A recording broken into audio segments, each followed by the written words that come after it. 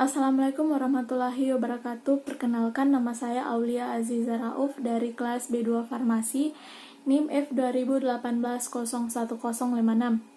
Terima kasih. Di sini saya akan menjelaskan materi tentang bioavailabilitas dan bioekivalensi. Pertama-tama kita perlu ketahui apa itu bioavailabilitas. Bioavailabilitas atau ketersediaan hayati yaitu fase obat yang masuk sampai pada sirkulasi sistemik atau peredaran darah dalam bentuk persen. Dan bioekivalensi adalah kesetaraan jumlah obat dalam bentuk aktif antara obat yang satu dengan yang lain dan memiliki khasiat yang sama. Selanjutnya, rute pemakaian obat. Di sini rute pemakaian obat terbagi menjadi dua, yaitu intravaskular dan ekstravaskular. Untuk intravaskular yaitu obat langsung ke dalam pembuluh darah atau sirkulasi sistemik. Contohnya pada pemberian intravena, intraarterial, intratekal, dan intrakardial. Dan ekstravaskular yaitu obat harus melalui fase absorpsi agar dapat mencapai sirkulasi sistemik. Contohnya pemberian peroral, perektal, subkutan, perinhalasi, bukal, sublingual, intramuskular, dan intraperitoneal. Maksudnya di sini pada intravaskular yaitu obat langsung masuk pada pembuluh darah atau sirkulasi sistemik tanpa melalui tahapan-tahapan ATME atau absorpsi, distribusi, metabolisme, dan ekskresi. Sedangkan pada rute ekstravaskular yaitu dia melalui fase absorpsi, melalui tahapan-tahapan sampai untuk mencapai sirkulasi sistemik. Selanjutnya, di sini penentuan aktivitas obat mulai dari bentuk sediaan sampai memberi respon. Contoh untuk pemberian peroral. Di sini bentuk sediaan tablet atau kapsul disintegrasi menjadi granul atau agregat dan disintegrasi menjadi partikel halus. Kemudian mengalami disolusi. Setelah mengalami disolusi, obat menjadi dalam larutan dan diabsorpsi di dalam tubuh. Selanjutnya, obat akan masuk dalam aliran darah, cairan, dan jaringan lain.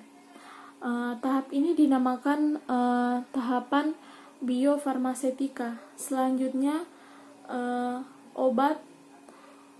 kadar obat dalam reseptor dan kemudian memiliki respon farmakologi dan respon klinik atau terapeutik. Pada bagan ini memiliki 4 fase, yaitu farmasetika, biofarmasetika, farmakokinetika, dan farmakodinamika.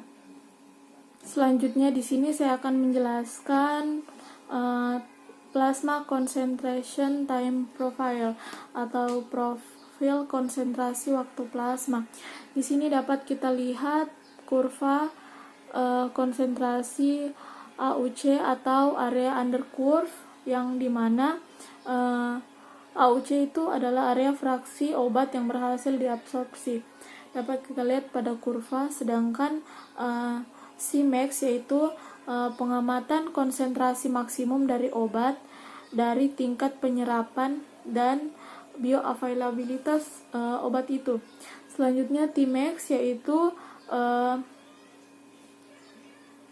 waktu setelah administrasi obat, di mana Tmax diamati mengukur tingkat penyerapan dari obat tersebut. Selanjutnya bioavailabilitas yaitu ketersediaan hayati ialah jumlah relatif persentase dari obat yang masuk ke sirkulasi sistemik sesudah pemberian obat dalam kesediaan tertentu, serta kecepatan peningkatan kadar obat dalam sirkulasi sistemik. Selanjutnya, which formulation has higher bioavailability? Di sini dapat kita lihat tingkatan plasma level tertinggi. Dapat kita lihat sebagai contoh sediaan C yaitu memiliki kadar konsentrasi plasma yang tertinggi, sedangkan A dan B mengalami konsentrasi di pertengahan atau tidak terlalu tinggi, tetapi memiliki waktu yang sama. Selanjutnya, bioavailabilitas absolut. Bioavailabilitas absolut yaitu suatu angka yang menunjukkan rasio ketersediaan hayati suatu obat yang diberikan ekstravaskular terhadap intravaskular.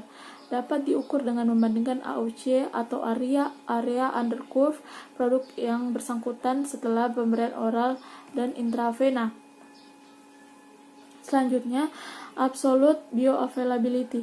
Di sini dapat kita lihat konsentrasi kurva. AUC untuk oral yaitu berwarna biru, dan AUC untuk intravena yaitu berwarna orange.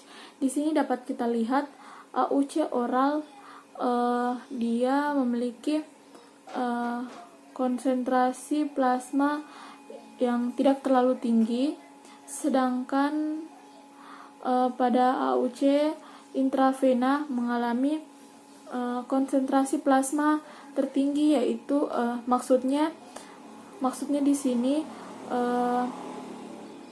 di mana AUC intravena itu